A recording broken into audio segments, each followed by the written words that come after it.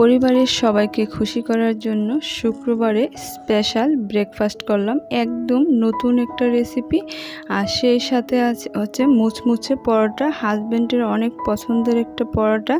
আসসালামু আলাইকুম এভরিওয়ান, কেমন আছেন সবাই? সবজিজ ব্লগের নতুন আরেকটি ভিডিওতে সবাইকে স্বাগত জানাচ্ছি।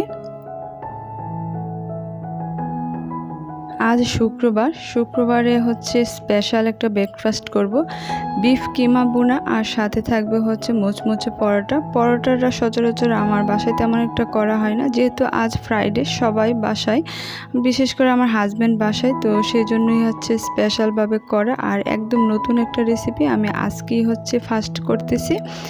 আর এই তো একটা প্যানে সামান্য পরিমাণ তেল দিয়ে আমি এলাচ, দারচিনি, তেজপাতা আর হচ্ছে সাথে কিছু পেঁয়াজ ভালো করে ভেজে নিয়েছি। আর এর মধ্যে দিয়ে দিয়েছি পেঁয়াজ বাটা। এই রেসিপিটাতে অবশ্যই পেঁয়াজ বাটা দিতে হবে, পেঁয়াজ বাটা না দিলে এটার গ্রেভিটা খুব সুন্দর আসে না, তো সেজন্য পেঁয়াজ বাটাটা অবশ্যই ইউজ করতে হবে।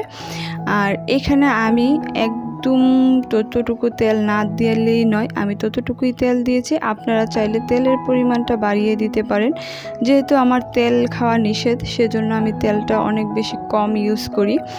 তো এর মধ্যে আমি পেঁয়াজ বাটাটা একটু কষানো হয়ে গেলে এর মধ্যে দিয়ে দিয়েছি হচ্ছে গুঁড়া মশলা, মরিচ, ধনিয়া, হলুদ, জিরা, এগুলো দিয়ে একটু ভালো করে কষিয়ে নিব। আমি যখনই নতুন কোনো রেসিপি শিখি তখনই সাথে সাথে আমার পরিবারের জন্য এটাকে ট্রাই করি, কারণ আমার কাছে নিত্য নতুন রেসিপি তৈরি করে পরিবারকে খাওয়াতে খুবই ভালো লাগে। তো এই রেসিপিটা আমি 2 দিন আগেই শিখেছি, সেজন্য আজকে ফ্রাইডে, আজকে সবার জন্য হচ্ছে রেডি করতেছি। এই তো মশলাটা ভালো করে কষানো হয়ে গেলে আমি বিফ যে কিমাটা করে রেখেছিলাম, এই কিমাটাতে কোনো চর্বি দেইনি, একদম সারি মাংসটাকে আমি ব্লেন্ডার করে কিমা করে নিয়েছি। আপনারা চাইলে কিমা মেশিনে হচ্ছে কিমা করে নিতে পারেন, তো আমি আমার নর্মাল ব্লেন্ডারই হচ্ছে একটু কিমা করে নিয়েছি।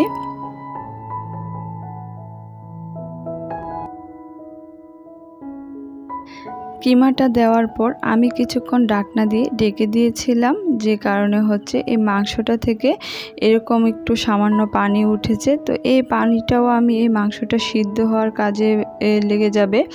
আর এ তো আমি হচ্ছে একটু পরপর নেড়ে দিব এবং ভালো করে কষিয়ে নিব। ততক্ষণ পর্যন্ত কষাতে হবে যতক্ষণ না এই মাংসটা থেকে তেলটা আলগা হয়ে যায়। তো এই তো ঢাকনা আলগি দিয়ে আমি কিছুক্ষণ পর হচ্ছে নেড়ে দিব, যাতে করে নিচে লেগে না যায়। আর যেহেতু এটা বিফ কিমা, এটা সিদ্ধ হতে কিছুটা হচ্ছে সময় লাগবে, একটু ধৈর্য ধরে হচ্ছে ভালো করে সে কষাতে হবে, যাতে করে এই কষানোর মধ্যেই হচ্ছে মাংসটা ভালো করে সিদ্ধ হয়ে যায়।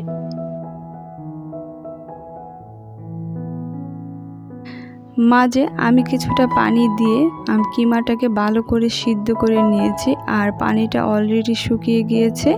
আমার একদম হচ্ছে কিমা বোনাটা হয়ে গিয়েছে। আর এই পর্যায়ে আমি দিয়ে দিয়েছি আমার নিজের হাতে করা গরম মশলা গুঁড়া, যেটা আমি হোমমেড বাসায় করেছিলাম, সেই গুঁড়াটা দিয়ে এখন একটু নেড়ে চেড়ে ঢাকনা দিয়ে কিছুক্ষণ ডেকে দিব। তারপর হচ্ছে তাহলেই হয়ে যাবে আমার বিফ কিমা বোনার একদম রেডি।